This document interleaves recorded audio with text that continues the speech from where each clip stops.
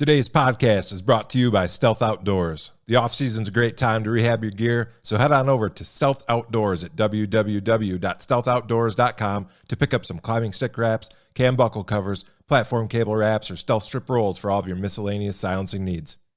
Today's show is also made possible by Hunting Beast Gear, innovators in mobile hunting gear and the designers of the Beast Sticks and Beast Stand. Check out the latest products at www.huntingbeastgear.com. And now, on to the podcast. All right. Good Thursday evening to all you beasts out there. We are back. It's a 2-for-1 deal this week. Dan, how are you doing tonight? I'm alive. Awesome. Gets me every time. I'm your host, Scott Biskobing, and I'm joined here with Dan Infault. And like I said, this is a 2-for-1 this week. We're pretty excited about our guest tonight, Bernie Barringer. We're going to bring him on in just a second. But we just wanted a quick mention. Dan, we got something coming up next Saturday. Yeah. That's the Ojibwa bow shoot, right? Is that what you're talking about? Yeah, the Founders Day event that they have out there in New Berlin, Wisconsin. So you can catch Nikki, Dan. Nikki has been after us to go to that, so we should probably show up, you think?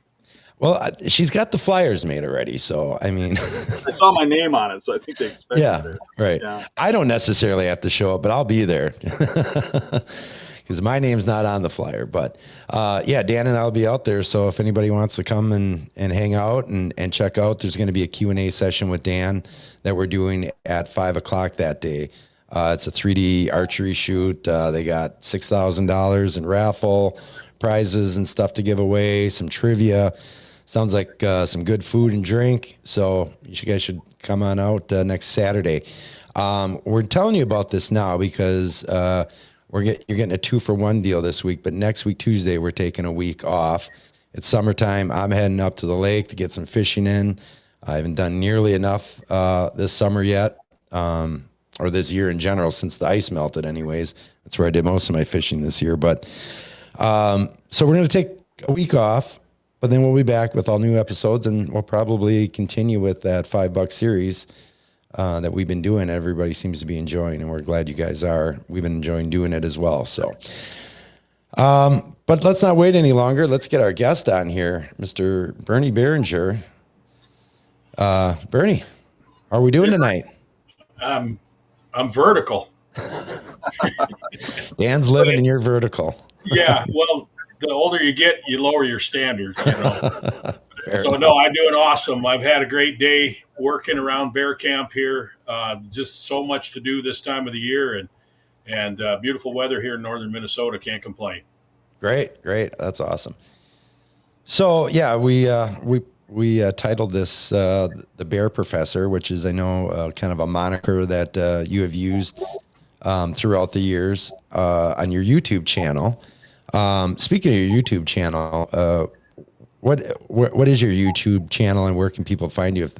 Okay, on YouTube, it's the Bow Hunting Road is the name of the channel, and it's an interesting channel because it started out as I was doing do-it-yourself public land bow hunting in different states and writing for print magazines, mostly. Like I wrote the DIY column for North American Whitetail all the time, and for many years, and I just started putting bear hunting content on there and sharing knowledge and sharing the hunts, and it just kind of took over. Now it's almost totally a bear hunting channel. Sure. Well, it seems quite popular. And for any of you watching tonight, I know a lot of you that are watching are bear hunters. So I'm sure you're quite familiar with Bernie. But anybody who's new to it, such as myself, I am not a bear hunter. Something that I have interest in and I've thought about doing. I do apply for my points here in Wisconsin, but I just haven't done it yet. So I'm just as excited as some of you are just to kind of pick Bernie's brain here and learn as much as I possibly can as well. So there's another topic we wanted to get into first, though, before we start picking your brain on that, is you have the Black Bear Show, and that's coming up in 2 weeks, if I'm not mistaken. Is that right? July 25 through 27. It's a Friday, Saturday, Sunday show. and it's the first show that's dedicated. It's completely dedicated entirely to bear hunting. Okay. And it's something that I've been thinking about for years, and I kept saying somebody needs to do that. And finally, I'm like, I'm just going to do it myself. And so I've never run a show before, but I got over 60 vendors coming, and there's going to be food trucks and lots of cool stuff. All the bait supply dealers and sprays and guides and outfitters from Canada and the U.S. and taxidermists. I got a bear hunting guide from Alaska that's coming to the show. Nice. I got youth programs. It's I put an awful lot of time and energy into it. I sure hope people show up and come and just enjoy the weekend. I didn't want it to be like a sports show where people just kind of walk through and see the booths and then go home. So there's camping, and it's something you can bring your family and stay the weekend. It's a rendezvous. Sure. That sounds great. And it's funny you said that nobody else was doing so you were going to do that. Looking at your resume over the years here, I think you'll handle it just fine, because I don't think there is much that you haven't done. You've kind of had your foot in so many different areas, from fishing stuff. I've seen you on podcasts talking about big bucks. I've seen, with Mark Kenyon and Matt Drury, you've done that. And then the bear stuff, guiding, baiting, your YouTube. I don't know where you find the time, quite frankly. I spent my entire life trying to keep from getting a real job. That's kind of what it boils down to. I probably would have worked a lot less hours if I'd have just got a real job. But man, I've had so many incredible experiences, and it's been amazing. Well, I think you'll handle this show just fine, and it sounds like it sounds pretty exciting and probably be quite successful. So where's the show going to be at? It's in Barnum, Minnesota. I rented the entire fairgrounds. It's just south of Duluth. So anybody from the northern half of Wisconsin, you're just a 3-4 hour drive. Even the western UP is close, and all over Minnesota. I put it in a place where I felt like not only had the facilities, but it would be something that's easy for people to get to. Sure. So you got something online, website or something where people can find info? Yeah, it's blackbearshow.com. Real simple. I think I've seen it listed as the International Black Bear Show. Is that right? I called it the International Black Bear Show because there's quite a few Canadian outfitters coming, and sure, I'm hoping people come from Ontario and Manitoba. It's 4 hours from Winnipeg, so I'm hoping people come from all over. I'm sure you will. Do you expect to do this every year? Pardon me? You expect to keep this going on in future years? Yeah, I hope so. I promised my wife I wouldn't lose money the first year, so that's going to be a little bit of a deciding factor. But the plan is to really get it up and running and make it an annual event. Well, it should be exciting. A lot. It should be exciting to all the bear hunters out there, because there really hasn't been anything like this. Usually, if you want to get bear content, you have to go to like a deer show and really search to find a booth that has bear hunting stuff. And there usually isn't anybody talking about bear hunting. And I would imagine you're going to have speech and everything. Yeah, we've got, every booth there is related to bear hunting in some way. And we've got 3 days of seminars that are all bear hunting, from bear anatomy to how to bait bears. It's all, if you like bears, you need to be there. Awesome. All right, Bernie, I just want to let our audience know if you guys have any questions for Bernie throughout the show, and I know I had messaged it in the chat early on. If it's related to the topic and you're asking Bernie, start your questions with 3 question marks. Just makes it a little bit easier for me to identify what's just a comment and what I should be looking for comments, or for questions rather. And I'll try to get those asked to Bernie and see if we can get those answered. But I also have a plethora of questions here too. So, but before we get into that part here, Bernie, you had sent me some pictures of some bears and that, and I thought it would be kind of fun here if we just started out kind of going through these here, and if you just kind of give us a little backstory on some of them, and maybe just how the hunt shook out for you. Does that sound okay with you? Sure. Yeah. All right. Well, let's start out with bear number 1. The one you told me was a 400 pounder. Yeah, that's about a 400-pound bear, and I actually shot that in Manitoba. That one was with an outfitter, and it was a big male bear that was following a female, and he wouldn't come to the bait. And eventually, like on the third day, I kept passing her up and passed several other smaller bears, and on the third day, he finally just followed her in, and that was it for him. Yeah, that's. And you said that one was just under 400, or That one was right at 400. right at 400. Yeah. Wow. Yeah. So I've been pretty fortunate. I think I have killed maybe 7 at that 400 and over. Mm-hmm. So okay. I've been really fortunate in getting some big ones. You know what a lot of people don't realize is those bears up there aren't as heavy as the ones like in Wisconsin or southern Minnesota.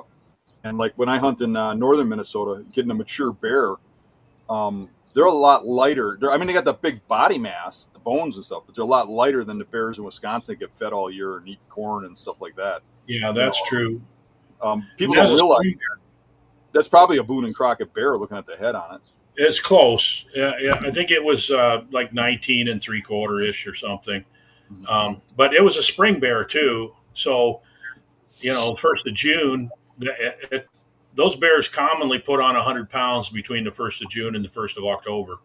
Mm-hmm. Wow. As a matter of fact, here you were mentioning how many bears you had killed there, over 400. We had a question here early on, or not a question, it was a comment from Chris Moe. He says, 37 bears, he might know a thing or two. And he's got a lot of questions. What's the new number, Bernie? Because it's not 37 anymore. It's 42 right now. And that's how many I've shot myself. And I've probably been in on, like with friends and family and guiding, and probably about 125 to 150 more. I've lost track. I don't know. But I've been in on a lot of them. I started out just guiding for friends and family, and it just kind of was a natural progression that I just started becoming a professional guide and guiding for pay. It just kind of happened. Sure. You were talking about the spring bears, which that's a spring bear. When do they rut exactly? I've always been told it's the month of June, and I usually start picking up on pictures right around the start of June, and it kind of ramps up right to the end. I've always kind of wondered what the dates are officially, because you really can't find much on that online. I have an opinion on that, and I start to see boars following sows on trail cameras usually about Memorial Day. And then it peaks sometime in June. I have seen boars with sows still after the 4th of July. But I don't think that the majority of breeding is, I would say 70% of it happens in the second half of June. I'm just kind of guessing at that just based on my personal experience. But the other thing that a lot of people don't realize is that the bears have this thing they call delayed implantation. And so the sow goes into the den, and it's called a zygote, which is the fertilized egg, then implants on the uterus once they get into the den. So she carries a fertilized egg all summer. And that way all the bears, the cubs are all born at the same time, usually around the 1st of February. And so a bear that can be bred the 1st of June or the 1st of July is still going to have a cub at the same time, because they're going to take those fertilized eggs and implant when they go in the den. And the interesting thing is that the cubs, she can breed with multiple males and actually have cubs and the same litter that are not from the same father. Wow. So that's, sometimes you'll see a bear, like I got a bear on my property where I live on trail camera that had 3 cinnamon cubs and 1 black one. And it's really possible that they're not even related, and they're half brothers or half sisters or whatever. Sure. Yeah. Speaking of like color phases and that, is there any rhyme or reason to why a bear is a different color? Chocolate, cinnamon, and that? Is it regional? Is it something genetic? It is genetic and somewhat regional, and nobody really knows for sure. But the bears that live in the West, where they're not in a real heavy, like a heavy boreal forest, they tend to have more colors other than black. Where you go in the eastern part of the U.S. and eastern Canada, they're all black. But the farther west you get, and then there's pockets of different colors and so forth in the west, that where you have the cinnamons and the browns. Right here where I guide in northern Minnesota, we have about 20% browns.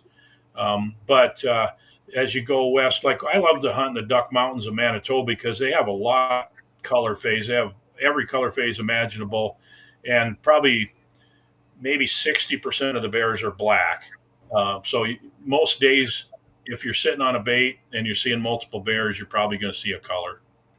Okay. So, and you've hunted bears all across the country, right? Yeah. Yeah. And I mean, including Canada and stuff. Is there one particular spot that you prefer or really like going to the most? I like the DIY hunts where you just go and do it yourself. And I've killed bears on do-it-yourself hunts in Idaho and Wyoming, and of course in the Midwest. But spring bear hunting in Manitoba, you see a lot of bears. You see color phase bears. You got a chance to shoot a big bear. The weather's nice. You're sitting in the tree stand. In June, in that far north, you can still see your sight pins to shoot at 10:30 at night. So it makes for some long hours on stand. But boy, you see a lot of bears. They just don't have that much else to eat at that time of the year, and they really pile on the baits. Everybody should do it. It just should be on everybody's bucket list if you really like bear hunting, a spring bear hunt in either Manitoba, Saskatchewan, or Alberta. Okay. That's interesting. My friends and stuff that go up and hunt in those areas, they'll have hunts where they see positive of 10 bears in a sit. And the bears just kind of come in one after another, and they're more worried about the other bears than they are about people. And they come in pretty easy. Where when you hunt Minnesota, like northern Minnesota, even when you're pretty rural, or you hunt in Wisconsin, the bears are a lot more touchy. You might get a bunch of bears that are coming in, but they're circling, or they're coming in at night. They're really sketchy. Why do you think there's that difference between Canada and the States? I kind of have a theory it's food based, but like there's no food up there and there's more food down here. What are your thoughts on that? I agree with you. That's a big part of it, is the fact that they, like I said, they don't have that much else to eat at that time of the year, especially in the spring. And I've seen that so many times where, for example, you go into your stand and you bump a bear off the bait and you climb up in the stand and you're in Canada and the bear's back in 20 minutes. Yeah. You can go to your stand in Wisconsin or Minnesota or Michigan, and if you bump a bear off the bait, he might go nocturnal for the rest of the season. And it's might not even never come back. He might not come back at all. Yeah. And I think it's primarily food based, but I also think they have so little contact with humans that they just don't have the fear that is sort of inbred in them or whatever, in areas where they have a lot more contact with people. Sure. Bernie, we got a quick question here from Steve. He wants to know, are all your bears all by bow? Have you killed all of them with a bow? Yes, all of them. I might kill one with a crossbow someday, but maybe I'll shoot one with a gun. I don't know. Even your Western bears? Your stock ones? You still do that with a bow? That one, I shot all of them with a bow. And in fact, you got a picture there of a bear I shot in British Columbia on a spot and stalk hunt. And that's an Ontario one. And that's a Boone and Crockett bear on the right, 21 inches even. But somewhere in there's a bear with its head is laying on a moose antler. It's a moose shed antler that I found. There it is. I found 2 moose sheds when I was bear hunting out there in British Columbia. And the spot, you can't bait in British Columbia, so spot and stalk hunts are incredibly challenging, and it is really hard to get within bow range of a black bear. And that bear was actually the 43rd bear I saw. is the one I got on the 6th day of a 6-day hunt. And of course, some of those are sows with cubs that I didn't even try to shoot or anything like that. But stalking on a bear, you've stalked mature whitetails before. I've snuck up on them on terraces and in CRP fields and stuff like that. And I'm going to tell you that it's harder to get a bear than it is a deer in a spot and stalk environment. And I'm not a guy that shoots 75 yards with a bow like some people do. I practice out to about 50, but I shot that bear, I think, at like 42 yards.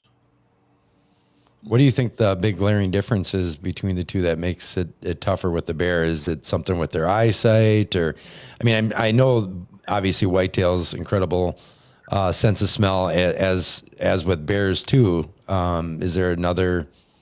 Do they pick up movement differently? I think it's picking up movement, but I think they have this ability to be hyper aware of their surroundings. And I'm not really sure. People say they have a sixth sense. I don't think they have a sixth sense. I think that their other 5 senses are just so hyper tuned that they just know everything that's going on around them much better than most animals do. And he might be just feeding on clover on a slope on a hillside, and you think, yeah, he's not paying any attention, but he really knows what's going on around him. Sure. I mean, it makes sense. I guess I think for a lot of people, they might tend to believe that deer, being a prey animal, would have to be a lot more aware of its surroundings and more hyper focused as opposed to a predator. You know what I mean? But I mean, they're all creatures trying to make it out there. So yeah, yeah, they are. And that's another thing about black bears, though, is in the way that they react to humans. They are a predator, so their demeanor, the way they kind of carry themselves when they're around a bait, especially, is different than what a whitetail would be. And people ask, what's the appeal? Why are you so ate up with bear hunting? And if you want to compare it to deer hunting, you see a deer coming across a field, or you hear it coming through the woods, crunch, crunch, it's walking through the leaves or something. And when you're bear hunting, you're hunting in thick cover over a bait, and poof, there's a bear. It's just like, you don't hear them coming, you don't see them coming. It's just like, bam, there it is. Yeah. And it could kill you. Okay. It's not gonna, but it could. Yeah. And that's the adrenaline value of that is kind of one of the things that really keep you coming back. Yeah, I don't know. There's something different about it, but it's from the outside. I understand that it looks like it's not even fair to put this bait out and stuff, and you hear that all the time. But really, when you start hunting them, they're so intelligent, and the way they're trying to trick you about how they come in and stuff. It becomes a cat and mouse game that really is fun. And like you said, it could be dead silent, and all of a sudden the thing's underneath you. You never heard it coming or anything. It's just a really cool adventure. Yeah, and people that are really clueless about it, they think you just put out a pile of donuts and shoot the bear. And, man, it's really tough. Especially, I mean, it's not that hard to shoot a yearling. Right. But to get a mature bear, it's one of the most challenging types of hunting there is. I'm absolutely convinced. Yeah, you think about it. What a lot of people don't realize is if you shoot a big buck, you're probably shooting a 4-year-old deer, and one of those years was a fawn, and one of those was a year and a half, right? Right. You shoot a big bear, you're shooting a 10 to 20-year-old animal that has been to those baits. That experience. Yeah, he's been around hunters, and he survived all that. Yeah. Bernie, I have a question, and I'm sure this is a question that probably comes up from time to time. Obviously, you're really big into the baiting aspect of it. What are your thoughts on running dogs? Is it something you've ever been a part of? Do you know people? Do you have any sort of opinion on that as a way of hunting bears? So I've been on 3 hound hunts, one in Idaho, one in Maine, and one in North Carolina. So I've experienced hound hunting. It's a lot of adrenaline. It's exciting. It's chaotic. It's kind of just not for me. I like the I mean, I like sitting in a tree stand and watching the wildlife and hearing the birds and just enjoying being in the woods. So it's a completely different experience. I get why people like hound hunting because it's pretty cool to see well-trained dogs do what they do very well. It's just not for me. Sure. That makes sense. Because I know some people feel very strongly one way or the other. Like you had said, there's a lot of people that think with baiting, you're just, putting some donuts out there waiting for them to come strolling in and then it's done and over with. Whereas other people, again, who don't know and don't understand the amount of work that they put in with their dogs and that, it's not just chasing a bear up a tree and then going and shooting it out. I mean, there's more that goes into it, Yeah,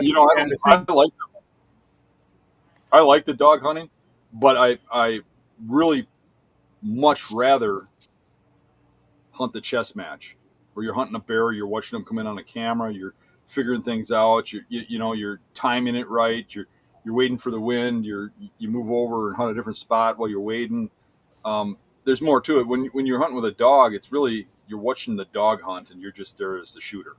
I'm not saying that's a bad thing. It's kind of enjoyable to watch and to be part of, but it's almost like you're part of a hunt. You're not really the hunter. yeah. That's me. I agree with that. And, you hear a lot of negative about hound hunting, but in most cases, it's people it's not the average hound hunter. It's more an unscrupulous or, unsportsmanlike person that's running dogs where they probably should have never let them out and things like that. So, I'll defend dog hunting. I'll defend any kind of hunting that's legal. The antis would like nothing better than to try to divide us and conquer us. So, I'll defend the hound hunting, and I hope they defend the bait hunters too. Yeah, that's a really good point. I mean, you can't have your cake and eat it too. I mean, we have to be supportive of the different, even if it's not your style or if it's not for you, we have to back our fellow hunters in that because things start changing there, then, it'll never be satisfied. They'll always be coming after you for something else. But we do have a few string of questions here, and I know we're kind of bopping all over the place, but I want to get to a couple of them here before we move on. And we have this one here from the Hunting Factor. What type of broadhead do you prefer, Bernie? And this probably takes off of the fact that you've killed them all with the bow. Yeah, so this is a pretty complex question. It sounds easy, but I'm using a fixed blade. I'm actually using a Slick Trick Viper. I've killed most of my bears with that. I've hunted quite a bit with expandable mechanical broadheads, and I've just kind of gotten away from them because I feel it's really important to get as much penetration as possible. And today's bows mostly will shoot an expandable broadhead through a bear, but if you hit a bone or you hit something else, I just want to get a low exit wound where I got a good blood trail. That's the key with bears. You got a lot of fat, and you got really thick fur, and if you don't get a good blood trail, they're hard to find. They usually don't go far, but they can be really hard to find. So I'll take 2 small holes over a big hole any day. Sure. Well, this guy kind of this kind of goes along with it here. Jay Bizzle says, do you aim for the exit hole? I guess I wouldn't put it that way, but I do always try to aim in a spot where I can get a full pass through. And I want that exit hole low enough on the body that's going to provide a good blood trail. And all the blood doesn't just fill up inside the body cavity. Sure. Now, I would imagine go ahead, Dan. Go ahead. Going on that question, one thing about bears I think a lot of newbies don't get is that the vitals aren't the same as a deer. They're a little further back. If you start hugging that shoulder, you have problems. You want to explain bear vitals to us? Yeah, so believe it or not, a bear's ribs and the vitals are a little bit smaller than a deer's, even a bear about the same size as a deer. And I think that's because deer run long distances and they've got to have bigger lungs, where bears, if they run, it's for a short sprint usually. And the vitals do sit a little bit farther back. There's a lot of really bad pictures online of bear vitals, like the lungs are in the middle of the body and stuff. And so you've got to be really careful what you look at online, but their vitals do sit a little bit farther back. And I've got an opinion. A lot of people say shoot the bear in the middle of the middle. And, the lungs, you'll hit the back edge of the lungs if you shoot right in the middle of the bear. But if you're 3 or 4 inches off, it's a gut shot. So you might as well shoot them, just stay away from the shoulder and shoot them through both lungs. And, the scapula on a bear has 2 ridges on it instead of 1 like a deer. And it also is a little bit thicker. It's smaller than a deer of a bear and a deer the same size, like I'm saying a 180-pound buck versus a 180-pound bear. But the other thing is that you might have a really big buck come by and it's 200 or 220 or something like that, or you might have a really big bear come by and it's 520. And so getting the pass through it's a complex issue because you don't know what you're going to be shooting at, and there's a lot of body to go through on a really big bear. Mm-hmm. Sure. All right, we're gonna one more question here that I can see. There's probably some more here, but Chris Moe, what are your thoughts on getting as much of your scent at a bear site as possible while checking cameras? My friend was rubbing leaves on him while baiting. He is 100% successful. Seems kind of odd. Well, like most things, I got an opinion on that too. So, let me put it this way. Think of a piece of pie, and you got all these different sections of a pie, Mm-hmm. and that's the package that the bear sees and smells when he comes to the bait. Okay, you got the person that's baiting, you got the scents and lures, you got the other animals that are coming, and you got a package of sights and sounds and smells that this bear is used to encountering. And I always say that consistency kills bears. The more you can duplicate the same thing so the bear feels comfortable, it's like he comes in, it's like, yeah, this is what I smelled yesterday and the day before. The smaller part of that package that human scent can be, I think, the better off you are. And you're always going to have some human scent there. You can't get away from it. And bears will always know that you've been there, and they associate the food with the human scent. But I don't think you want to overdo it. And I try to minimize the scent as much as possible, get in and get out. And that's my experience teaching me that. And other people disagree with me. I don't mind if people disagree with me. They've had different experiences, but I'm using scent killer spray and things like that to try to reduce my human odor as much as possible, even though you can't completely eliminate it. And especially your ground scent. The bear, that's one of the things that I think they almost always want to check. The big mature bears come to a bait and they'll smell where you walked in, and they want to know how long ago. They know if it was 20 minutes ago or 4 hours ago that you walked in there, and they're going to pattern you. So you just can't get away from it. They know what's going on. They're smart. They're, like Dan just said, they're very intelligent. Sure. Hopefully that helps answer that question there.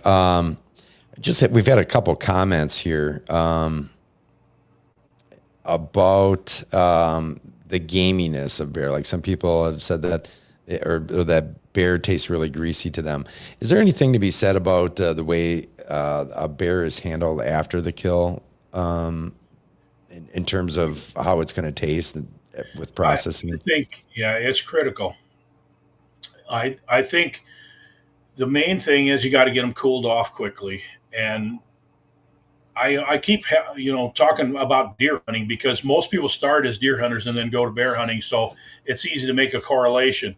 And you shoot a deer and they hang it overnight or maybe a couple of days, and the weather's cold, but you're shooting bears typically, it might only be getting down to 70 degrees at night.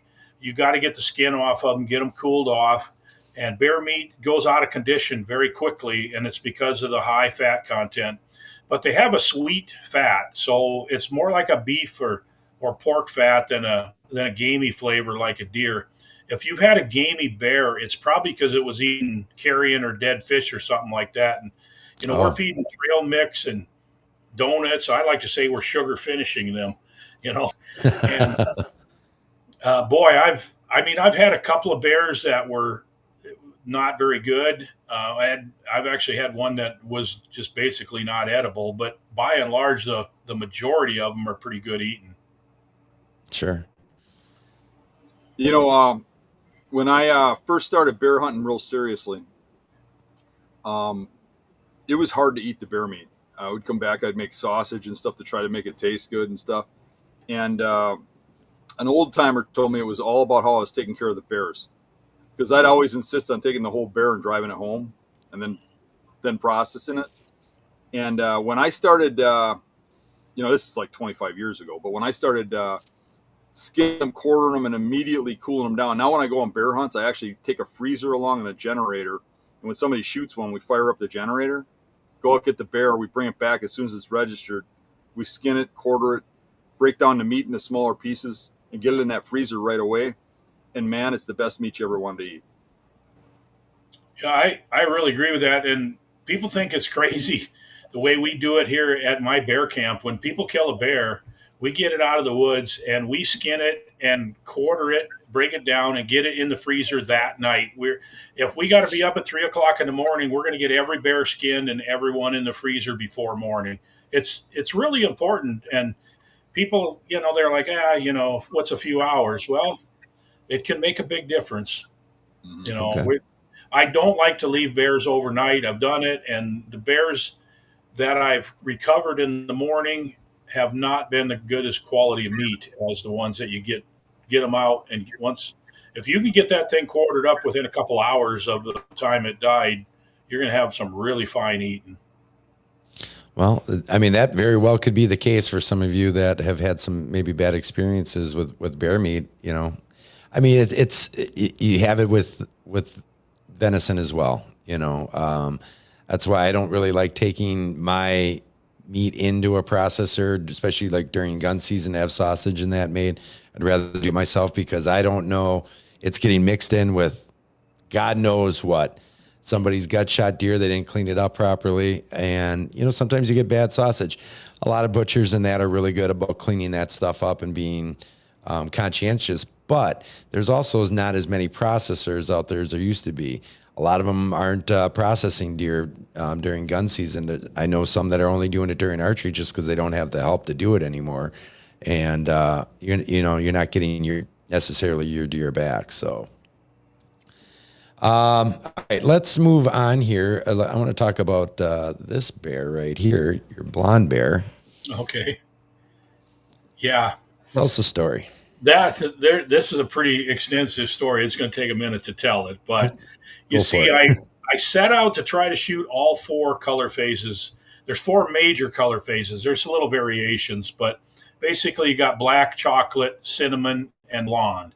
And I set out to kill all 4 of them with a bow and do it for a promotion for Bear Hunting Magazine. And I got of course, I had a lot of blacks. I think I've shot 4 chocolates. I got the cinnamon. And then I met a guy that had a camp in northern Saskatchewan, and he says, "Oh, I can get you a blonde bear." And I'm like, "Well, that's a pretty tall order, I mean, most guides don't like to guarantee anyway." But his name was Mark Belchamber, and he's got Big Spruce Outfitting in northern Saskatchewan, and it's like planes, trains, and automobiles just to get there. It's crazy. He's way out in the middle of nowhere, and so I met him at a sports show, and he was like, "Yeah, I can get you a blonde bear. I want the story in Bear Hunting Magazine. I'll give you the hunt, no charge. You just got to get there." And holy cow. So he starts texting me pictures of his clients with blonde bears, and finally I'm like, all right, I got to go. And so I've been 8 years I've been hunting, trying to get a blonde bear at different places that had, color phase bears. And at 8 different years, I've been going on hunts to try to get this blonde. So I got up there and I drove to Saskatoon, and then I flew in a little plane out to this. It's a uranium mining company that has a gravel runway out in northern Saskatchewan, and it's not very far from the border of Northwest Territories. It's way up there. And then from that runway, then you drive 22 miles on a 4-wheeler, and then you get in a boat, and you go out to his camp that's on an island on a lake that's called, it's No No Name Lake or Nameless Lake or something like that. But anyway, so we get there, and there's several other people. There's 4 other hunters with me. And he says, okay, well, here's what we're going to do. We're going to go out in the boats. He services all his baits by boat. He says, we're going to go out in the boats, check trail camera. Then we'll do a little fishing. We'll come back and have a shore lunch on an island, and then we'll decide who's going to hunt which baits and stuff like that. And so we go out and we check a couple baits, and then we pull up to this one bait, and he pulls the camera and he goes, look at this blonde. And he shows me a picture, and I'm like, oh my gosh, that's a beauty. And he said, it was here 8 minutes ago. And I'm like, oh, forget shore lunch. Can I start hunting right now? So I'm like, I went back to the boat and grabbed my stuff. And, up there, the trees are so small that most of the baits don't have tree stands on them. You're just sitting on a lawn chair behind a pile of brush, And so I'm getting all my stuff set up. I'm putting my camera on a tripod and stuff like that. And Mark is back in the boat grabbing some more of my stuff. And all of a sudden I look up, and here comes the bear. He's walking in, and I don't even have my camera turned on yet. And I want to film this, of course. So I get everything turned on, get my my bowl ready. And the bear turns broadside, and I shot him. And I'm just like, it was 8 years and 8 minutes is the way I put it. You know what I mean? Like, I cannot believe I just got this bear. And so we load the bear in the boat. We take it to the shore lunch, and everybody's like, well, what'd you see? And I'm like, well, I got my blonde. They're like, what are you talking about? And I'm like, I'm right there. It was crazy. But yeah, the bear completed the Grand Slam, and it was on the cover with me with several different magazines, and it was quite an experience. So, and he's a big one too. Yeah, he a 250-pound spring bear, and I didn't want to shoot a bear that people might say, maybe that's not blonde. It's a little bit, maybe a light chocolate. Well, this is blonde. Yeah, it doesn't get much blonder than that. That's awesome. And that you said that completed your Grand Slam then? Yeah. So I had all 4 of them after that. And wow. I did them all with a bow. There's other people that have done it with a gun. I don't know of anyone that's done it with a bow other than me. There probably is, especially now. This was in 2018. Other people have, said, I'm going to do that. I want to do that too. And so I'm sure other people have. There's no record keeping organization, so I don't know if that was the first one to do it or not. Probably not, but I like to think I was. In your mind. Yeah. That's a really cool story. Wow. Way to wrap up a Grand Slam too. Yeah. So you were and you had sent me actually another one too. This was also on the cover of Bow Hunting magazine as well, correct? If I'm I think it was Bow Hunting World. It was on Bow Hunting World. Yeah. I sold a lot of magazine articles on that bear and on the Grand Slam and so forth. I've written about 1,000 magazine articles altogether since I sold my first magazine article to Fur Fish Game and North American Whitetail in 1990. So it's been a while. So you started out writing more about whitetails first, or I was kind of bounce all over the place? Fishing and whitetails until 99 as I did my first bear hunt, and actually lived in Iowa as a pretty serious Iowa bow hunter. And I just decided I wanted to shoot a bear and check it off my list and get a bear rug. And then I just move on to something else. And it didn't exactly work out that way. So next thing you know, I'm moving up to Minnesota and baiting bears every day. I got hopelessly addicted. With your 40 plus bears that you've taken now, what do you have, like a whole trophy room? Do you have a wall like Dan has with every single bear? Or? I actually only have 4 bear mounts, and it's one of each of the 4 colors. And then I have a bear rug that's a cinnamon. And I just decided I'm going to spend the money on more hunts instead of on mounts. Sure. And I don't have a house that's big enough to put all those things in anyway. So fair enough. We got a question here from Justin. How would you hunt or find fall bears in West Virginia where you're not allowed to bait bears? You have any Yeah, I thoughts would or find opinions? the natural food sources. West Virginia's you got acorns. I'm sure you got white oaks, bur oaks, beech nuts. They're going to be feeding on beech nuts also. A lot of people in the East Coast where they cannot bait bears, they're hunting them over apple orchards or, abandoned farmsteads, crop fields. You just have to find whatever they're feeding on and try to find a trail. Bears make pretty distinct trails if they're feeding an area regularly. So it's a tall order, but it can be done. Yeah. I actually kind of want to transition a little bit more into the baiting and that because I was going to say you're a master baiter, but that has a different connotation to it. But yeah, I'm with Midwest Racks and Rods, so Yeah. that's kind of how it goes. But no, you're very well versed in the baiting aspect, and I know you've done a lot of different videos and stuff. So I'd like to kind of transition into that, and let's start with acorns. Where do you find acorns in the hierarchy of baiting? I know some guys will collect acorns and put them out as bait. I've heard that from other hunters. Is that something that you've done, recommend? Do you have thoughts on that? I've done it. It doesn't work very well. It's strange, but you know that bears will walk by a pile of acorns in a bait site and they'll graze on the acorns that are laying on the ground. And I don't really know Snatch why that is, but acorns just don't work very well as bait. Now, get some trail mix with some cashews and almonds and stuff like that in it, and you can compete with the acorns pretty well. But you have to realize that these bears are basically designed to eat high carbohydrate foods in the fall, and acorns are one of the best high carbohydrate foods that there is. And it's really hard to compete with them, and especially when the acorns become ripe about the end of August, right when you're just getting ready to start baiting. And you got bears hitting the baits like crazy, and then all of a sudden the acorns are ripe and they start to dry, and all of a sudden your baits go dead. And all you can do is just keep the good quality bait on there and just keep it available. They'll be back, and it's to compete with acorns. And the a lot of it has to do with other natural foods too, like raspberries and blueberries and things like that. But they pretty much have those cleaned up by the end of August, 1st of September, when we're starting to hunt. Okay. Are you a keep them fed kind of guy or a little bait at a time? I got a very, very strong opinion on that, and that is don't let them run out of bait. Okay. Because if they run out of bait, they're going to go somewhere else. There's other hunters out there. There's natural foods. Don't let them run out. And that's expensive to just pour in the bait to them. But in years and years of doing this, I have just become convinced that you just pour the bait to them, and I want them to be rewarded every time they come back. And Yeah, if they come I couldn't agree more. Pardon me?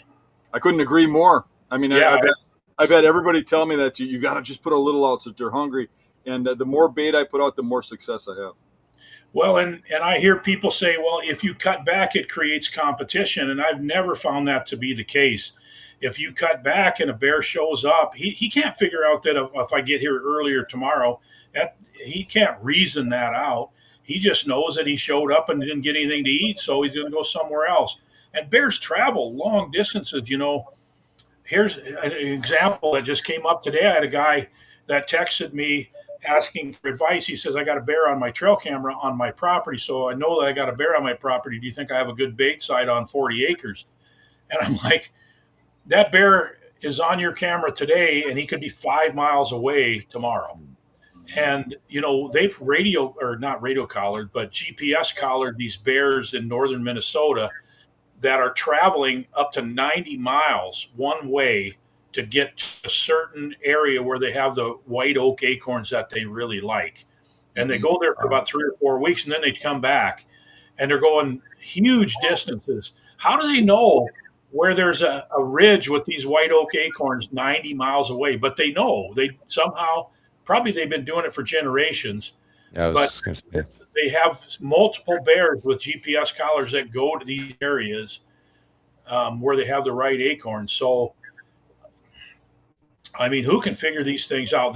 I'll tell you another story about how far bears travel. they had a sow that it was collared just north of Grand Rapids, Minnesota, in the Chippewa National Forest. And she just took off, and she went up through the boundary waters and across up into Canada.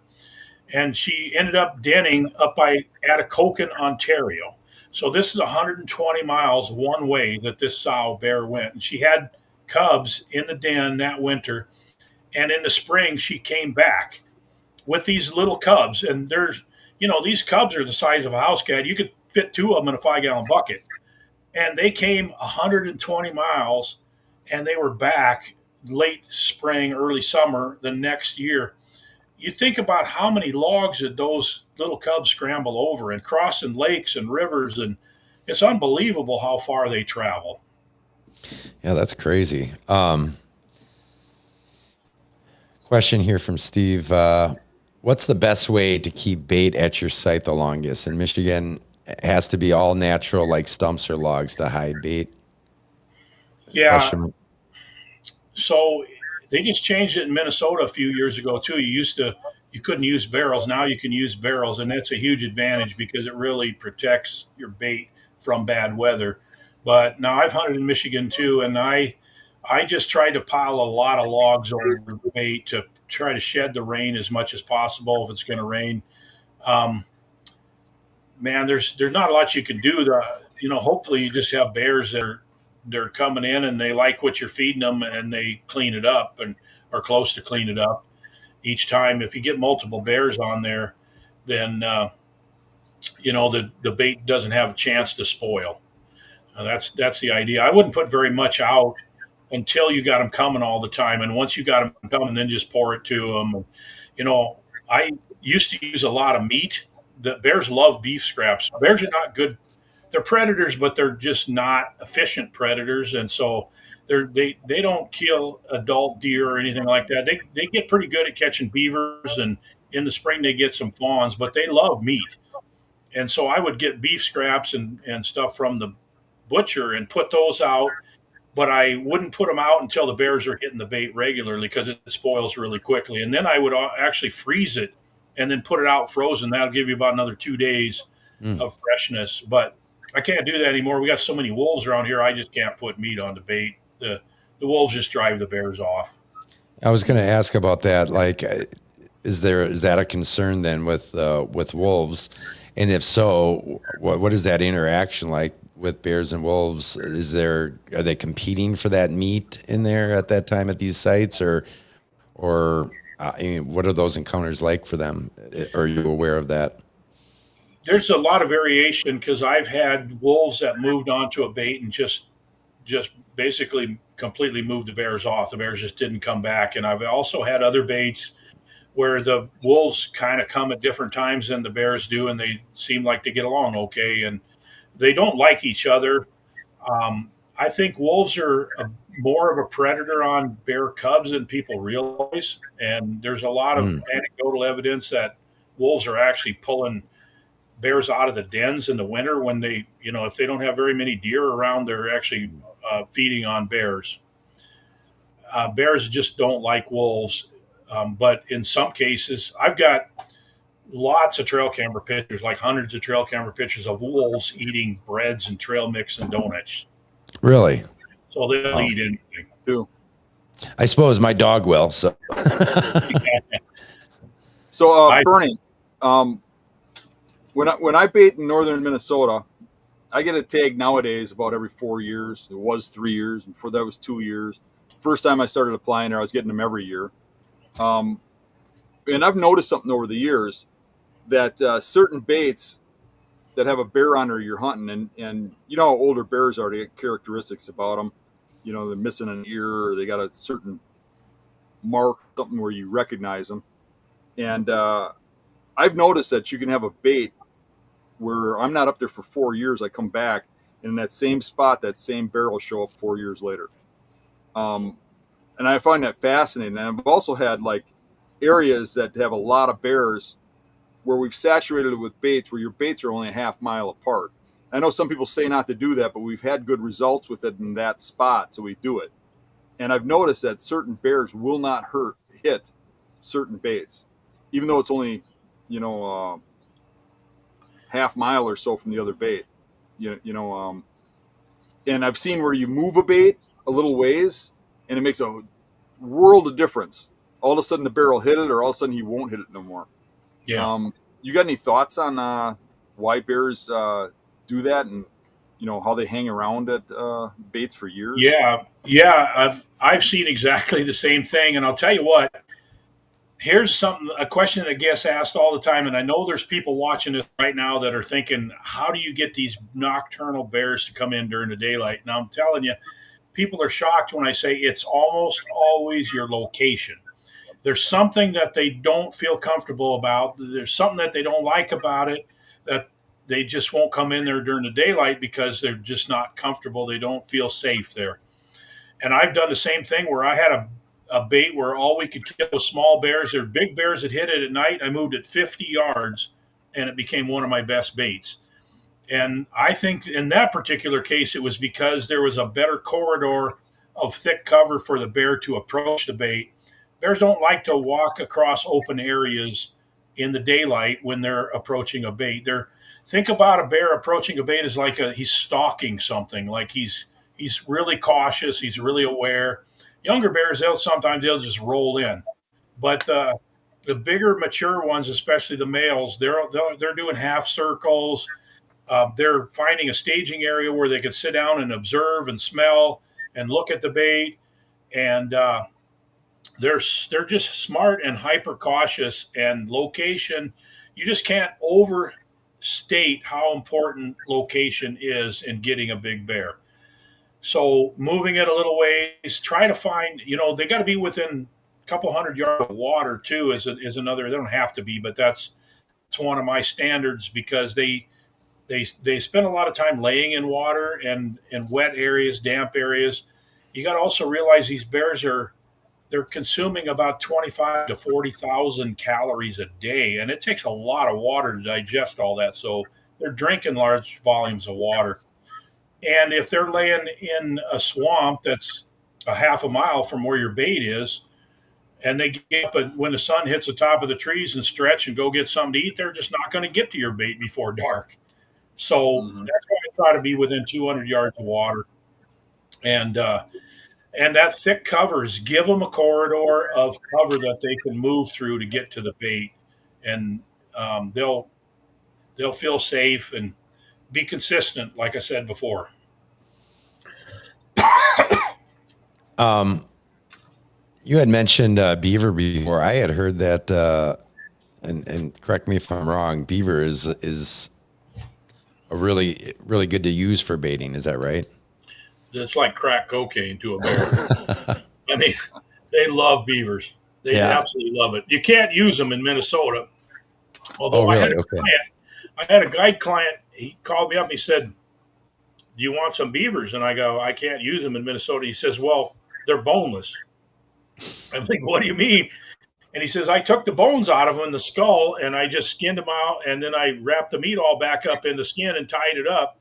And I said, "Well, that would be illegal because you just can't use an entire animal in Minnesota." And so that would be, it would be legal if it didn't have a skull and bones in it, because it's just basically the meat wrapped up in the skin. So he brought me 10 of them. I said, "How long did it take?" He said it took about 45 minutes a piece. I'm like, "Oh, wow. Holy smokes." We put those in the barrel and the bears just went ape. I mean, they were spinning the barrels upside down trying to get the beaver out of them. But I said, you have to put them. I told my guides, put these in a barrel where it's hard to get to, because when a bear grabs this, he's going to take off. I mean, he's not going to sit there and eat it right there. And sure enough, we had one where I had one on trail camera and one that was observed by a hunter, where they got a hold of the skin and they got the rope in their teeth and they got that thing pulled out through the hole and they just bugged out of there at a dead run. And one guy, he shot the bear. He said, as soon as he turned, he said, I heard what you said about them running. And as soon as he turned, the bear broke into a run and he shot it and just dropped it right there. But that was pretty cool. The bears they went ape over that beaver. Just chuckling at a couple of comments here, but is there anything in particular about beaver that they like so much? I mean, why beaver and not rabbit or something? I mean, I don't know. I think they're accustomed to eating beaver because it's one of the few animals that they really get good at hunting. You know, they learn when beavers have to come out of the water to cut trees, and they lay by the trails and stuff like that. And so, like I said, bears relish meat. They're just not efficient predators, so they don't get very much of it. Sure.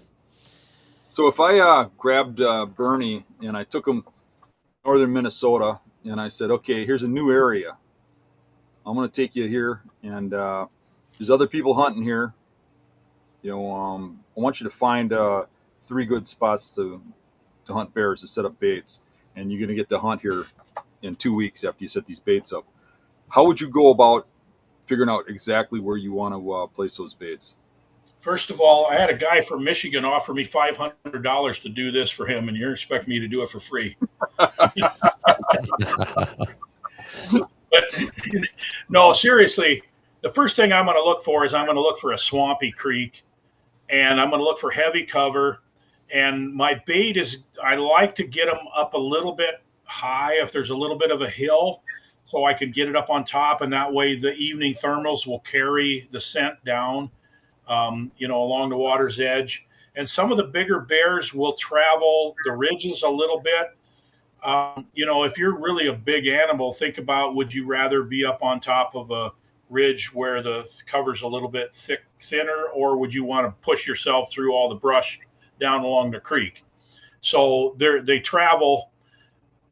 Now that's different than when they're actually approaching a bait, because they have a completely different demeanor and attitude when they're actually coming to a bait than when they're just off traveling and not thinking about that. But so yeah, water is going to be important. Thick cover is going to be important. I want to be away from where there's a lot of human activity. I've had bears come to baits that are within 100 yards of somebody's house, but it's really hard to get them to consistently come in during legal shooting hours when there's much human activity around. I've been on hunts up in Canada where they got a bait 50 yards from a fairly well-traveled road, but that wouldn't work in Minnesota, not very well consistently.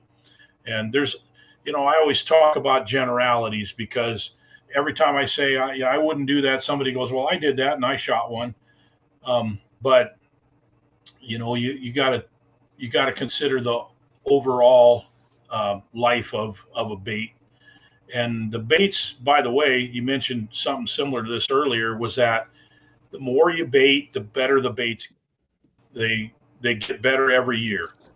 And I'd go out there. You talk about getting a tag every 4 years. It's 5 years here now in Zone 27 where I guide. And I baited places last year that we never hunted, but I'll hunt them this year because they just get better the more bait you put out there. And last year, it was a tough year for natural foods, and so the bears were really hitting the baits hard. And I actually went out and put cameras on some of the bait sites before I even baited them, and I already had bears coming to the tree where I had my baits in the past before I even baited them. Wow. I've seen that too. Mm-hmm. Wow. I just wanted to go back to, there was another bear here. I don't think we talked about your chocolate one here. Okay. I'll get to that in a second, but I just thought of one other thing Yeah. that answered your questions. You talked about, what I'm looking for in these baits sites. I don't drive a 4-wheeler right to the bait. I try to stop about 50 to 75 yards away and walk that last distance. And the primary reason that I do that is because there's other people in the woods that might be driving along, and they'll be like, I wonder who went down there or why. And they're going to follow your 4-wheeler trail right to your bait, probably steal your trail camera, at least put a new scent in there, or who knows what else they might do. One guy dumped a gallon of bleach on one of my baits one year. But I like to kind of sneak in that last 50 to 75 yards or so. So going back to your question about what I'm looking for is access. I want to be able to get fairly close to it, but I don't drive right to it. So what kind of issues do you run in with when you're guiding and you're taking clients in there? Do you have any rules like don't approach the bait or just go straight to your tree, things like that? We learned the hard way. When I started guiding, I would say, okay, when you hear the four-wheeler coming, you just walk out and I'll pick you up. That was a bad idea because people that you wouldn't think are afraid of the dark, they'll get down 15 minutes before dark because they're scared. And or they're just like, well, I've been sitting here for 4 hours and haven't seen anything. I'm just going to walk on out where he's going to pick me up. So we changed the policy. I told all my guides and me, we'll pick you up. We take you to the base of the tree and we'll pick you up at the base of the tree. We'll walk in and get you. And it's better, that 15 minutes before dark, there's probably bears that are in the area and they're aware of what's going on. You can't see them. You don't know they're there, but they're probably there. And so it's better to have somebody walk in like you normally would when you're baiting than to have somebody getting out of a tree. And especially if they're getting out of the tree right in prime time. So we walk in at the end of legal shooting light and get them at that point. Does that answer your question there, Dan? All right, I got a question about that. So when you're coming right up there, and let's say, so obviously no bear was taken that day with your client. Are you putting somebody right back out there tomorrow morning, or how does going out there right to the stand with the four-wheeler, how does that affect? As I know I've heard you talk in the past about trying, people have asked the question about nocturnal bears and doing things to scare them off at night so that they're only coming into the bait during the day. Is that correct? I mean, that's a question you've been asked before. That's what I call trying to manipulate bears, and it really doesn't work very well. And the thing is, you have to play the game by their rules. They make the rules, and you have to do it the way they want it to be done. So, spooky. There's never a good reason to spook a bear. People talk about things like that and about playing music at night so the bears have to come in there. They don't have to come in at all. Yeah. Okay. Or hanging a shirt in a tree. A bear knows the difference between if there's a person in a tree or a shirt in a tree. Yeah. Just do it the right way. The right way is to give them what they want and minimize your interaction with them, minimize the scent, and put it in. I'm telling you, I go back to location all the time, but holy cow, it's so important. You can't just pick anywhere to put your bait. There's so many factors that are so important with location. And I put a lot of videos out on how to find a good location. And it's a thing that's hard to actually put words around. And for me, more, it's like I walk into a spot and I go, ooh, I'm going to kill somebody's going to kill a big bear right here. And it's not something that I can say, reason 1, reason 2, reason 3. That's why. It's just like this. It's a gut feeling that so much experience gives you this feeling like this is the spot right here.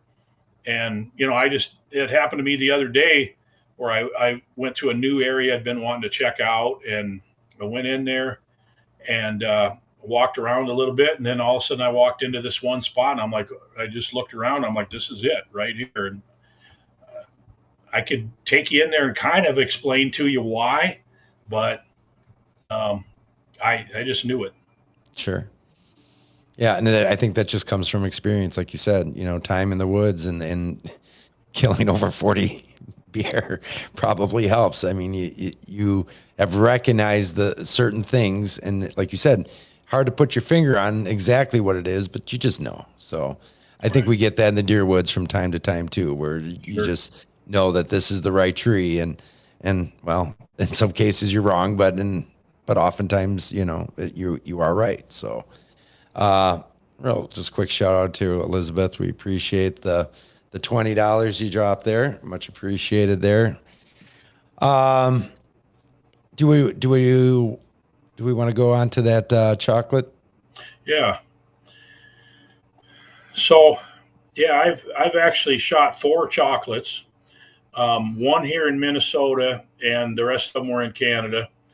And this bear here was a really big one. It wasn't Boone and Crockett. I don't know. It was definitely well over Pope and Young minimums, but that was a spring bear hunt in the Duck Mountains of Manitoba.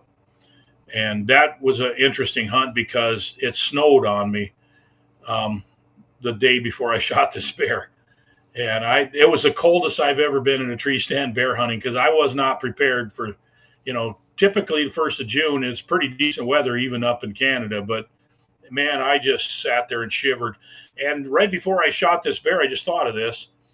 You ever see these videos where a bear comes up your ladder stand and climbs the tree beside you? I had that happen to me right before I shot this bear, where it was just a yearling 120-pound bear.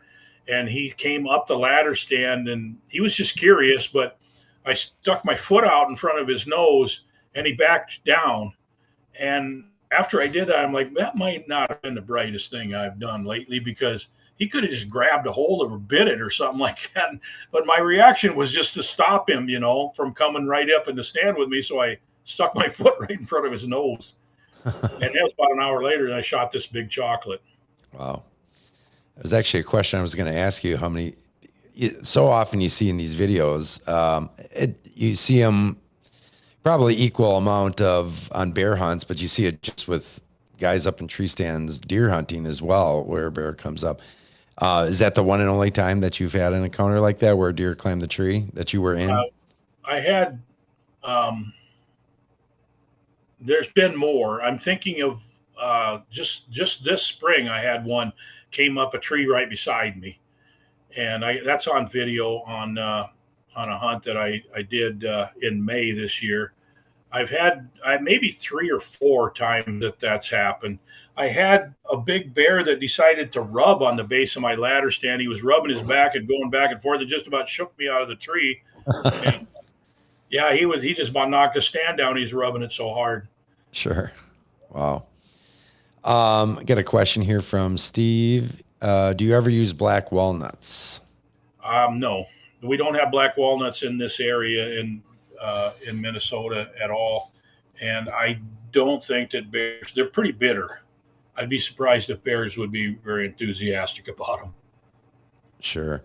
And I guess with acorns then too, I would imagine that it's the white oak acorns over any others. In them. They'll eat the red oaks if there's nothing else around, but they're more bitter. They have more tannin in them. Yeah, sure. The white oaks are sweeter. We got black walnuts in Wisconsin here, and I've never seen a bear eat them. I mean, they're hard like a rock. Yeah, you have to smash them with a hammer. I mean, they could probably break them open with their teeth, but they probably don't know what's in them. You want another funny anecdote? So there's this guy along the road that's got this fruit stand a few years ago, and he's loading these watermelons in the back of his truck. And I was up there buying some peaches. It's hard to get good peaches in northern Minnesota, so I bought some peaches from him. And I said, "What are you gonna do with those watermelons?" He goes, "I got to throw them out because they're a little bit overripe." I said, "Can I have them?" So he gave me like a dozen watermelons, and I put them out there on the bear baits, and they just ignored them. They just rolled them around a little bit. They just ignored them for like 3 or 4 days. And then finally, I'm like, maybe they're rotten or something. So I just kicked one and broke it open. And I come back the next day, it was completely cleaned up. So I just went around and broke them all open. And I didn't realize the bears, they didn't know. They didn't know how to open them or didn't know what was in them or whatever. But as soon as I kicked them open, then they cleaned them right up. Now, did they eat the rinds and everything, or were they just eating? Yeah, because I was going to say, if they just bit into it on the outside, they're like, yeah, rind's bitter tasting and that on the outside. But if you get to the inside, there were all the sweetnesses and all the sugar. So very cool. Let me just take a look here. I know I probably missed a couple questions here, but while I'm looking at that, let me ask you this, Bernie. For somebody who's new or wanting to get into bear hunting, let's say they've never done it before, but they watch this here tonight and they're like, you know what, this sounds pretty cool. I don't want to get into it. I'm going to start applying. Where should they start? Where would you point somebody in the right direction in terms of getting started into bear hunting? I know there's probably a bunch of things, but if you can narrow it down to a couple things that they should do to kind of get their foot in the door. Well, first of all, of course, you got to have a tag, and it can take a long time. There's parts of Wisconsin, you can get a tag every 2 or 3 years. There's a no quota zone in Minnesota. It's mostly farm country, so the bear population isn't as high. And you can buy tags over the counter every year. But in most of Minnesota, it takes anywhere from 3 to 7 years. And in Wisconsin, it's up to 12. In the UP of Michigan, it depends on if you want the first, second, or third hunt. The more desirable ones are maybe 6 to 10 years to draw. So you got to start drawing for a tag, unless you're going to go to a different state or something like that. And I wouldn't suggest going out of state until you really get good at it and understand the bears, understand how to find location and so forth. You got a limited time, so you got to get the bears on the bait really quick.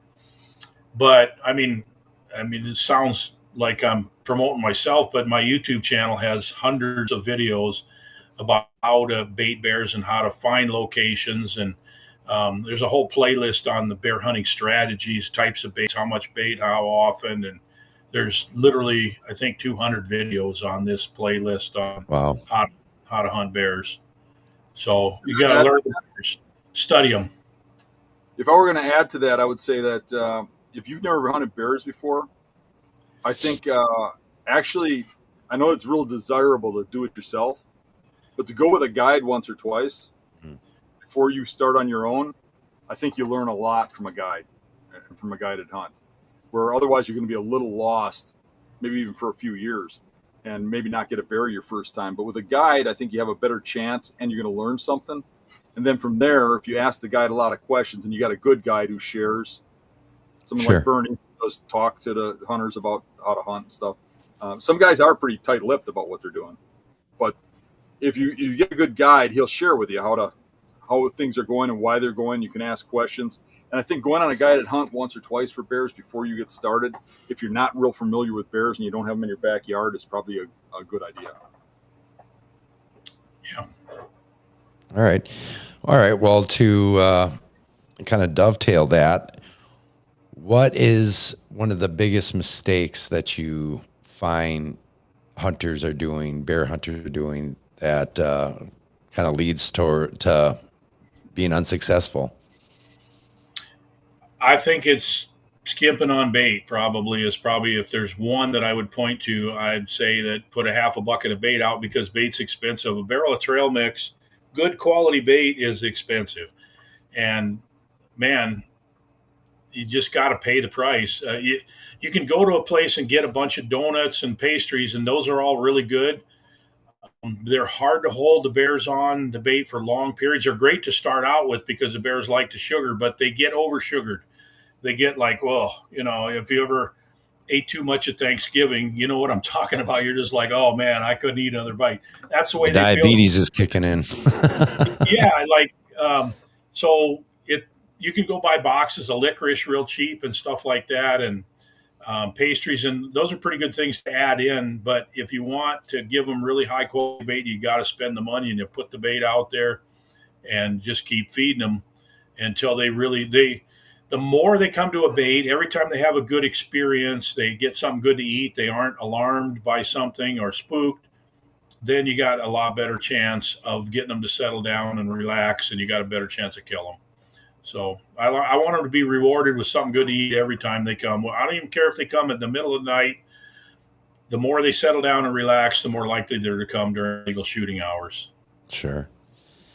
To kick back on that a little bit, a lot of people don't realize this. They think that like somebody's trying to save money, not going with a guide or something. But when I hunt northern Minnesota, I spend way more money do it yourself on bait and travel back and forth and stuff than I would if I just hired a guide. Because we're putting out so much bait and so much high quality stuff. Literally every time we go on that trip, we're blowing tires on trailers and stuff because we got them overloaded. We got so much bait. We're hauling up there just for a week. Yeah, I remember that. That was just a few years ago, wasn't it? Yeah. Last 3 times we went, we've had really extreme blowouts on the highway. We're gonna have to find a way of having several trucks with trailers or something. You need a bigger trailer. Yeah, you just need a bigger trailer. lost my train of thought here because there was something else I was going to ask you. Oh, I know. All right. So again, you have somebody that's new into hunting and say, all right, well, I got a property and I know there's bears in my area and I might do it, but I'm very, say really big into deer hunting too. I don't know if I want to be attracting, bears and even potentially wolves to my property. What has your experience been with that in terms of, somebody being afraid of like running all the deer off their property or that particular area? Is that, I'm assuming, bears are already in that area, right? So they're already cohabitating together, but now you're maybe trying to bring in some more bears, and I'm afraid that might screw up my deer hunting. I haven't seen it affected that much. First of all, because you're probably deer hunting after you're baiting bears, and you're done baiting bears before you're really deer hunting. I have a bear bait that's literally 20 feet off the edge of one of my food plots on my home property. And the only thing I've really found is that the does won't drop their fawns in that area. They just won't. And I feed the bears there. I don't hunt it. And in Minnesota, you can feed bears. You just can't hunt over it unless you make a bait station out of it. So I feed them in the spring too. And the does they won't have their fawns in that area. But I have had deer standing out in the food plot with a bear at the bait 50 yards away, and they see each other, and the deer are certainly nervous about it, but it doesn't seem to affect them all that much. Okay. The bear bait buck used to sit in the background. You'd have the bear opening the bait.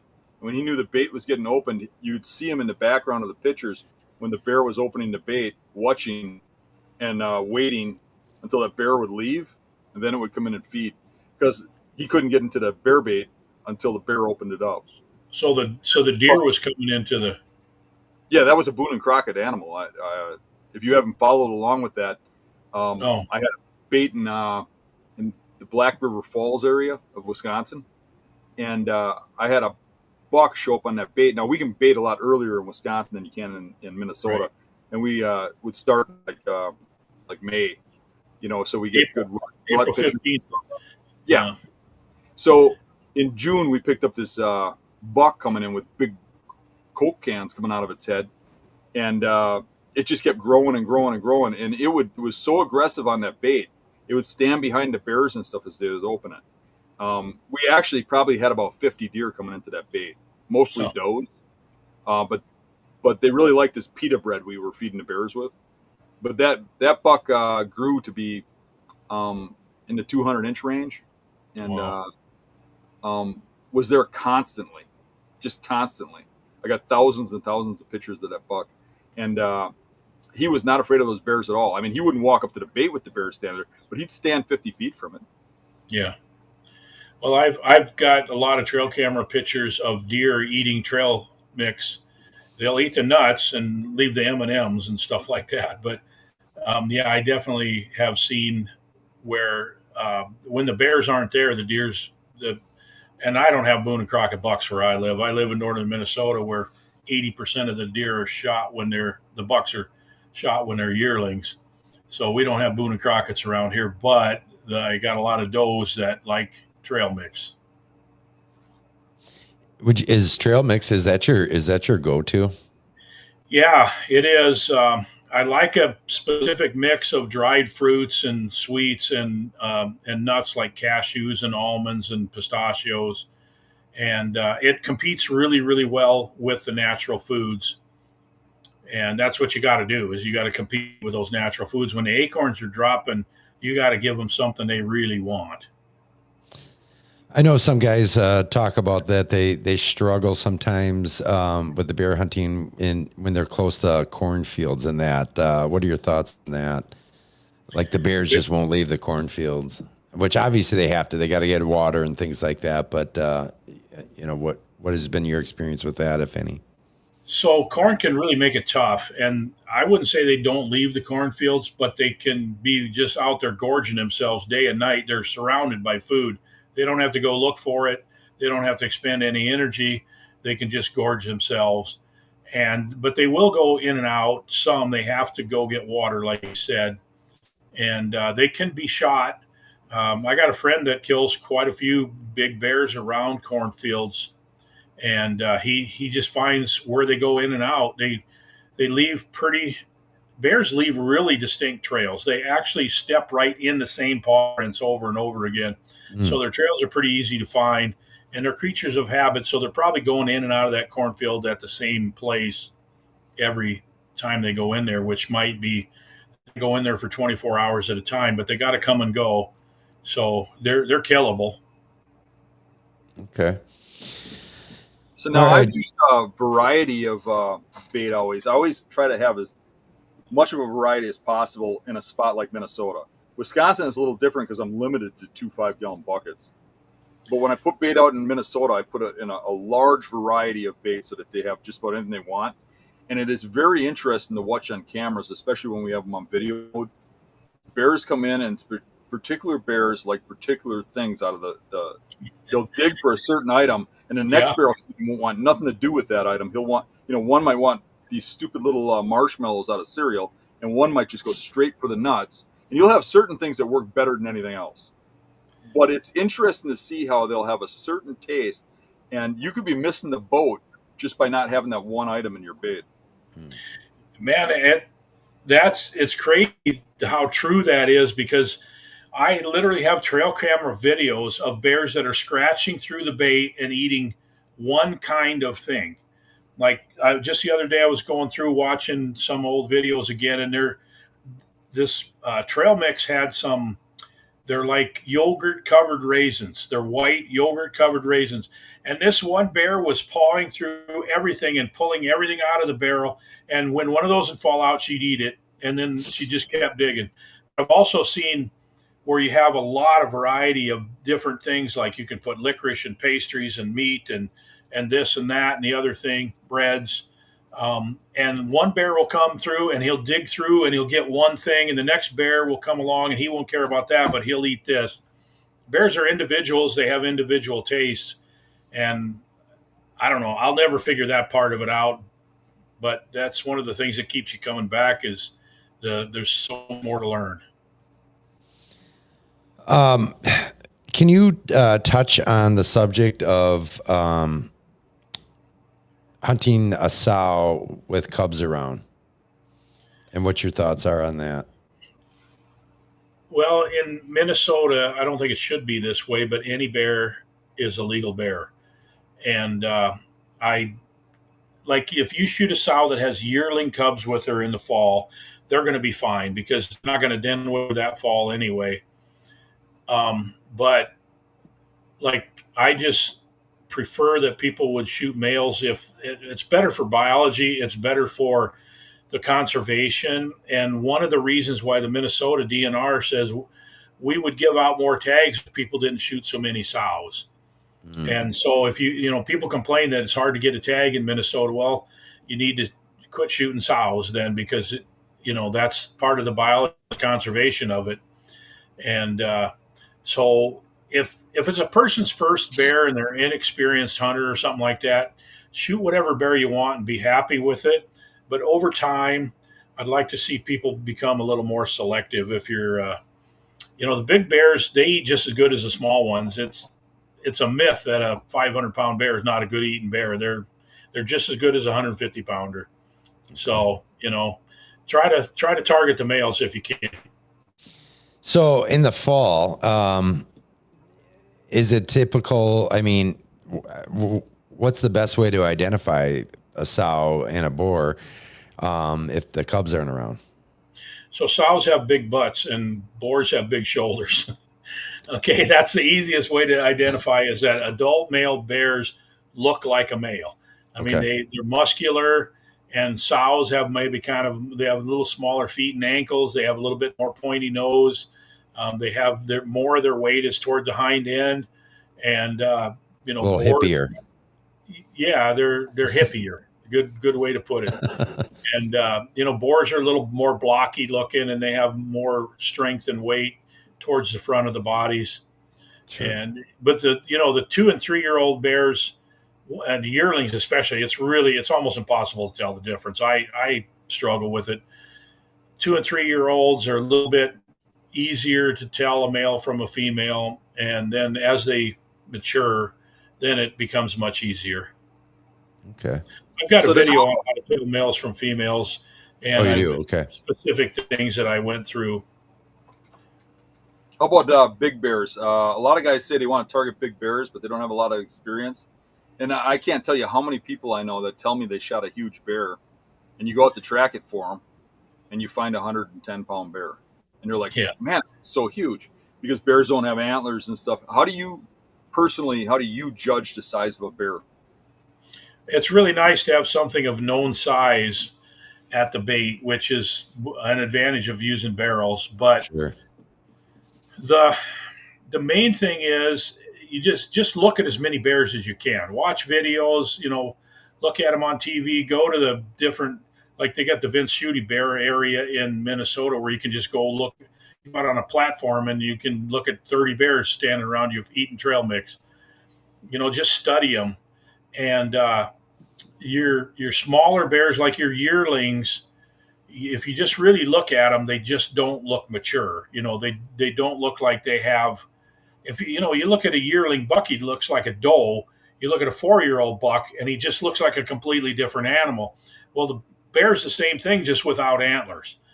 And I would say just study bears and look at as many videos and pictures of bears as you can, and try to get good at judging if they're big or not. And still, like, as all the bears that I've shot and all the bears that I've handled, I think most every bear that I've ever walked up to looked a little bit smaller than it did when I shot it.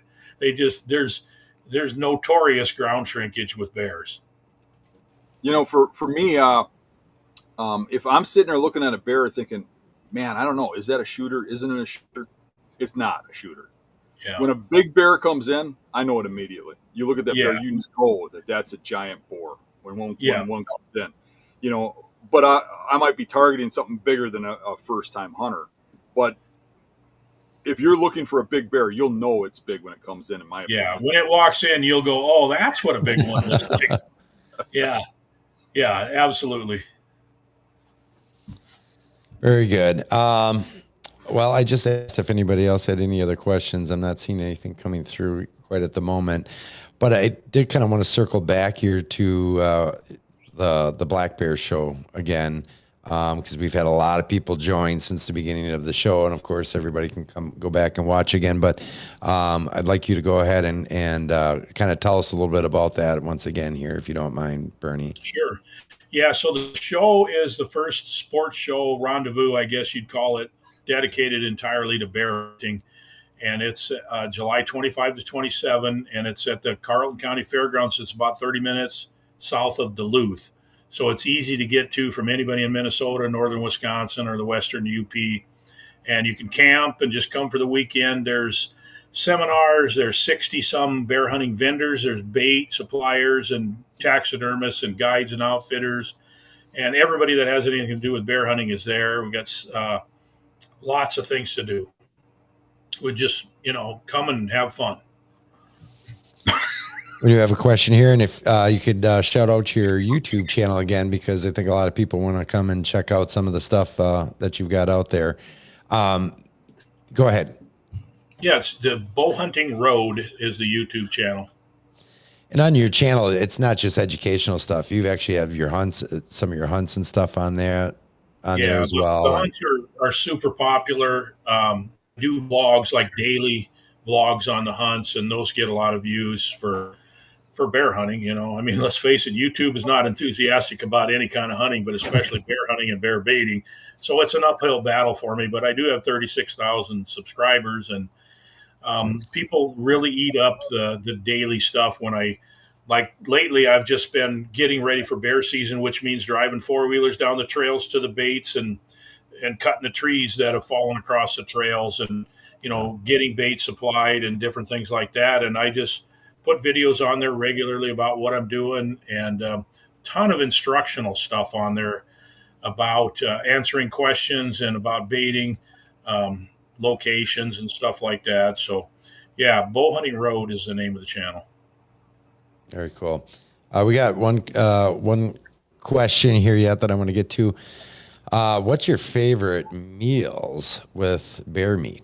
Do you have anything that? I make a breakfast sausage that is, I love it. It's really, really good. And here's how I make it. So I clean the fat off the bear, and then I add about 20 to 25% bacon ends and pieces.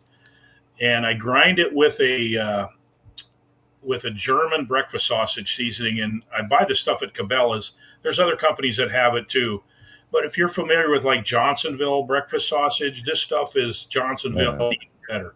It's kind of got that flavor to it, but it's really, I mean, it's good in biscuits and gravy. I make it in patties. I make it in, like I make 3/4 of the bear.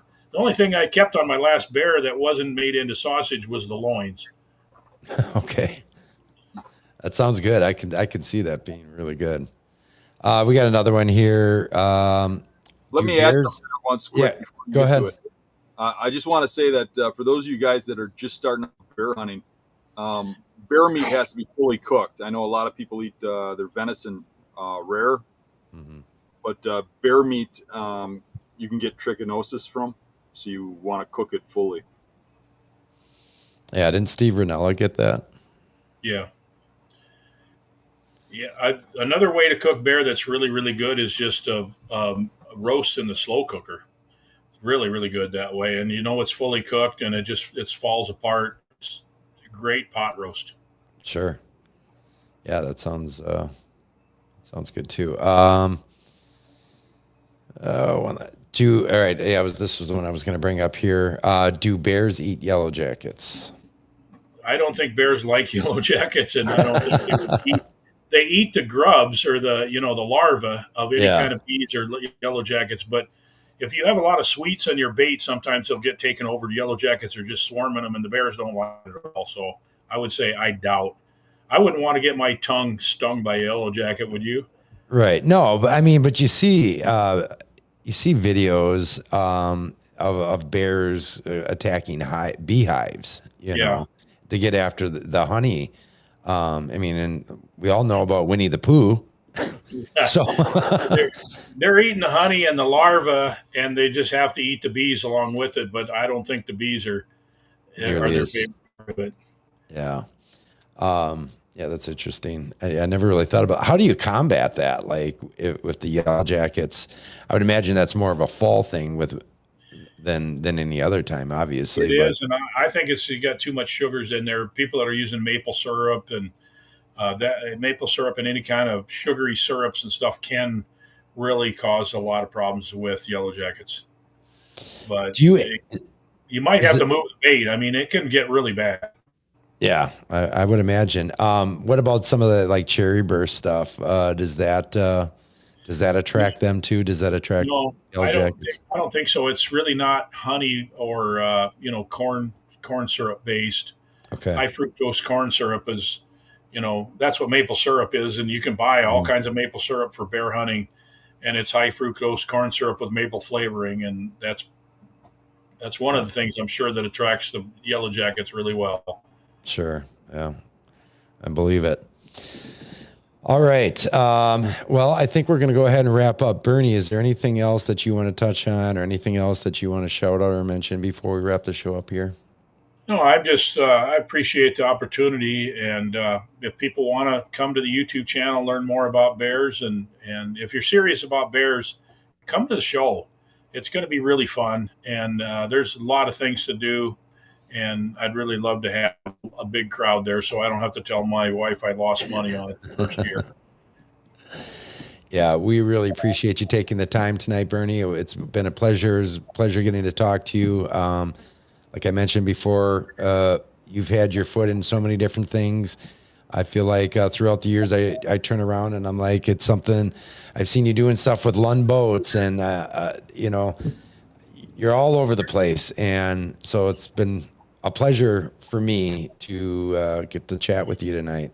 Thanks for the opportunity. I appreciate that. It's been an outdoor life, that's for sure. And I'm winding her down before too long. I just turned 66, so I can't do this forever. But I love what I do, and I've had an amazing life just doing the outdoors for a career. Yeah, that's amazing. It's never work. It's not a job when you love what you're doing, right? Some days it can be a grind, but the great days outnumber the bad days by a long shot. Sure. Well, very good. Dan, you got any parting words for us? Yeah, I just want to say I really appreciate you coming on, Bernie. Love what you're doing. I really like the idea you putting together this bear show and taking the risk, because we don't have anything like that, and I'm really hoping a lot of people show up and really help promote that. And maybe anybody that's listening can help promote it to other people that bear hunt. Share some of your stuff. I know a lot of people are probably seeing your messages on Facebook and stuff, and I'm hoping that they share it, because I'd really like to see you help promote bear hunting. Well, I like thank what you. you're doing. Love your show. Yeah, I appreciate mutual respect here. And, if people want to go to blackbearshow.com and share that on Facebook or something, if you got friends that like to bear hunt, load up a pickup load of people and come on up. And I really appreciate this, guys. It's been really fun. And hopefully I've given some good nuggets of information. Somebody will text me and say, I got a bear because of the information that you gave me. That's what I really like.